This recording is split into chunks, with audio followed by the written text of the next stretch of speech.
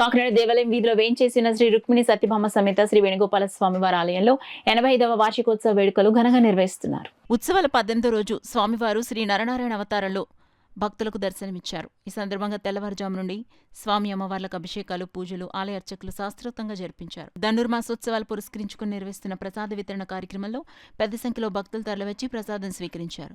ఈ సందర్భంగా ఆలయ అర్చకులు పొందూరు అనంత రామగోపాల్ మాట్లాడుతూ దశావతారాల ప్రదర్శన కార్యక్రమంలో 18వ రోజు శ్రీ నరనారాయణ అవతారంలో స్వామివారి భక్తులకు దర్శనమిచ్చారు.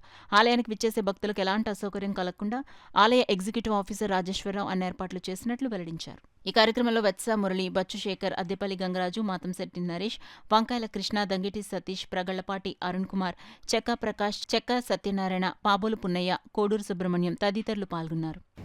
గోదా కళ్యాణం సందర్భంగా పొద్దున్న 8 చిల్లరకి గోదా కళ్యాణం మొదలవుతుంది. అందరూ వచ్చి దర్శనం చేసుకోవాల్సింది కోరుతుంది. ఈ జన్మమాసం ప్రసాద వితరణకి 30 రోజులు జరిగినటువంటి ప్రసాద వితరణకి ప్రతిరోజు వచ్చిన భక్తులు అలాగే ప్రసాద సేకరణ 5 రకాలు, ప్రతిరోజు కూడా 5 రకాలు ప్రసాదాలు పంచిపెట్టడం జరిగింది.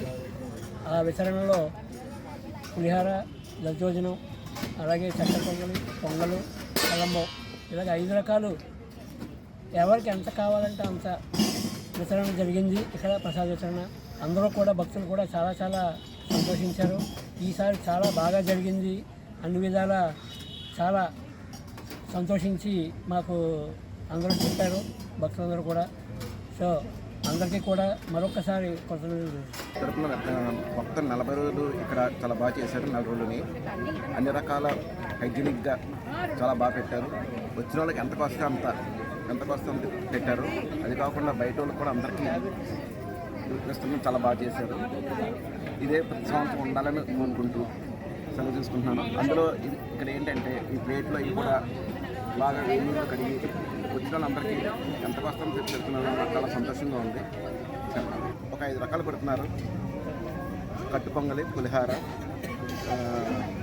దద్దోజనం, నెక్స్ట్ కదమ్మ, చక్కెర పొంగలి పెడుతున్నారు.